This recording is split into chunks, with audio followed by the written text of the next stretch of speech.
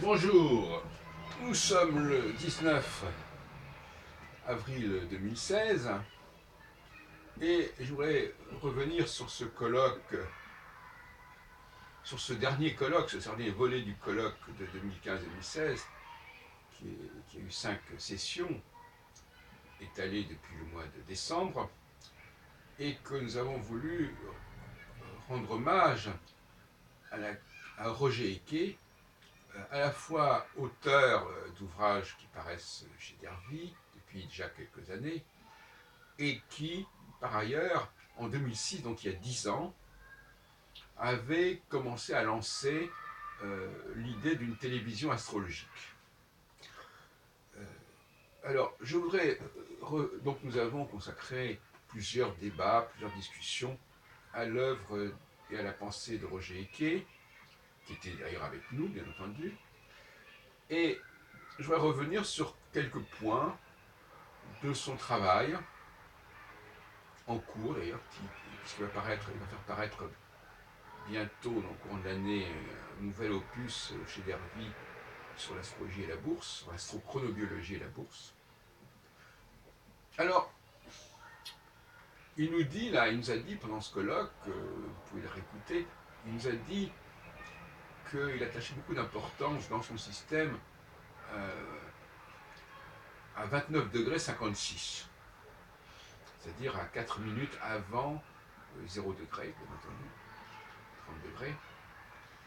Et je crois que c'est intéressant quand il dit cela, et dans un système que je ne comprends pas nécessairement d'ailleurs, qui est assez complexe, on peut se dire. C'est intéressant de mettre l'accent sur le fait qu'il y a en effet des points dans le ciel qui sont particulièrement sensibles, et qui ne sont pas forcément des planètes. Parce que le propre des planètes et des signes, l'inconvénient de ces deux catégories, c'est que les signes, c'est un espace et pas un point, et que les planètes sont des points, mais sont des points qui bougent tout le temps. Et il semblerait que l'astrologie ait besoin aussi de points fixes, c'est-à-dire de points qui sont établis une fois pour toutes, même s'il peut y avoir des précessions à des échelles très très longues, mais globalement des points fixes. Et c'est ce que j'ai compris en ce qui me concerne. Et d'ailleurs, quand j'ai publié, il y a bientôt 20 ans, l'astrologie selon Saturne, aux éditions de la Grande Conjonction, j'avais mis l'accent là-dessus, sur des zones du zodiaque particulièrement sensibles. Le problème, c'est que parmi ces points sensibles, il y a deux catégories. Il y a d'un côté, par exemple, les équinoxes et les solstices, le point vernal. Et c'est très bien, mais ce sont des points invisibles. Ça se calcule, mais ça n'est pas visible. On ne voit pas dans le ciel la planète passer, une planète, un marqueur, comme on dit maintenant, dans notre jargon ici, une planète passer sur le point vernal. Ni d'ailleurs le point vernal passer sur une constellation, comme dans le système des aires précessionnelles.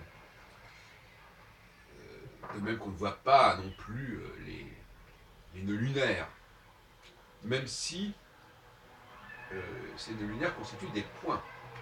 Ça, c'est intéressant aussi. Ce sont des points qui sont liés au phénomène des éclipses. Mais ça n'a pas la même visibilité, en tout état de cause, que les étoiles fixes. Car, quelque part, cette recherche de la part des astrologues de points fixes, qui ne trouvent ni dans le zodiaque, à moins de s'intéresser spécialement à l'entrée d'une planète dans un signe, et là encore, ce serait encore quelque chose qui ne serait pas visible. On ne voit pas l'entrée d'une planète dans un signe. On nous dit Pluton entre dans tel signe, Jupiter entre. On ne voit pas. Ça ne se voit pas.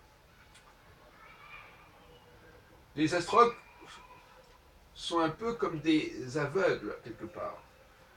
C'est-à-dire qu'ils préfèrent, faute de mieux, faire des calculs pour savoir où se trouve une planète, où se trouvent ces fameux points sensibles. Et moi-même, jusqu'en l'an 2000 ou 99, je n'avais pas d'autre choix, vu la formation que j'avais suivie en France, que de privilégier les équinoxes et les solstices, ou de privilégier des zones qui se rapprochaient de ces équinoxes et de ces solstices. C'est un peu d'ailleurs le cas de Roger Eke. Alors Roger Eke, lui, il est complètement parti dans une astrologie mathématique qui n'a plus rien du tout de visuel. Donc vous voyez que le futur de l'astrologie se joue entre, d'un côté, une astrologie visuelle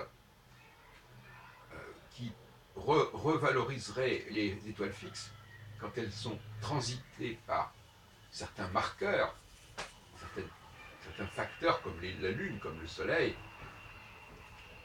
comme l'ascendant. L'ascendant, au départ, c'était bien évidemment axé sur les étoiles fixes, puisqu'il fallait qu'il y ait une étoile au moment de la naissance. Il y a beaucoup plus d'étoiles que de planètes. Donc le fait d'un ascendant avec une planète, ça n'a pas de sens, puisqu'il y a très peu de planètes. Il y en avait encore moins à l'époque. Par contre, des étoiles fixes, on pouvait en trouver à peu près à n'importe quel moment. Et ça s'appelait d'ailleurs l'horoscope, c'est-à-dire l'ascendant, ça s'appelait l'horoscope, c'est-à-dire on voyait l'étoile qui se levait à l'heure horoscope. On voyait l'heure, l'étoile horaire, en quelque sorte.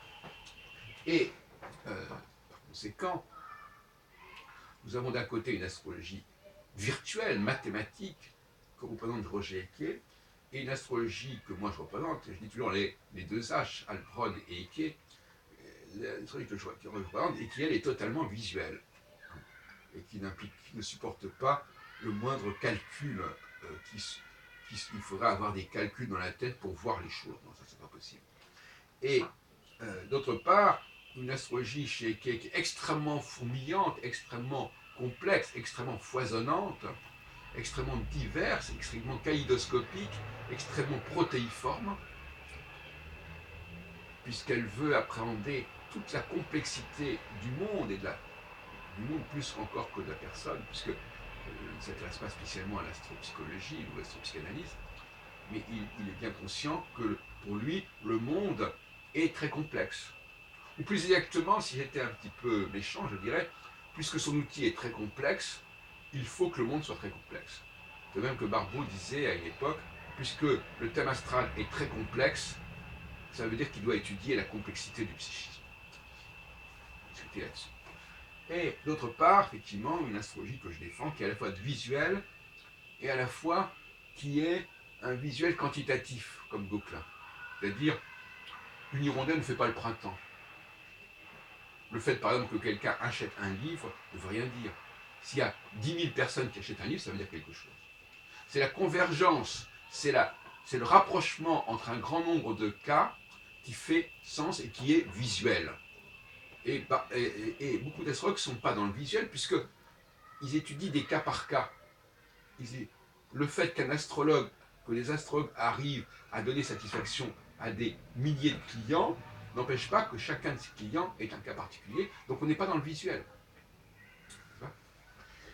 Et je l'ai dit d'ailleurs, les réussites ponctuelles de ce genre ne sont pas significatives, parce que dans un cas limité, on ne prouve rien. Hein. On peut toujours, les trucages au niveau psychologique, au niveau sociologique, se font à des petites échelles. À de grandes échelles, on ne peut pas truquer. Donc il faut une grande échelle, avec un très grand nombre de diversité de lieux, pour que l'on puisse montrer qu'en dépit de cette diversité, il y a des convergences.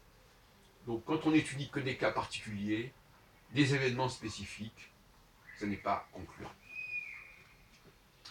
Voilà ce que je voulais dire ce matin à ce sujet.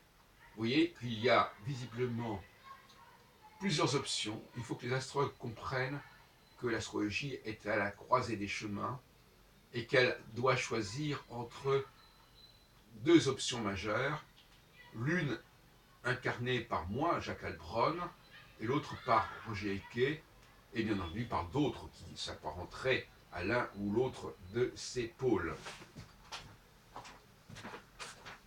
C'est dire l'intérêt de ce colloque des 16 et 17 avril 2016, que vous pouvez trouver intégralement sur Internet, sur YouTube.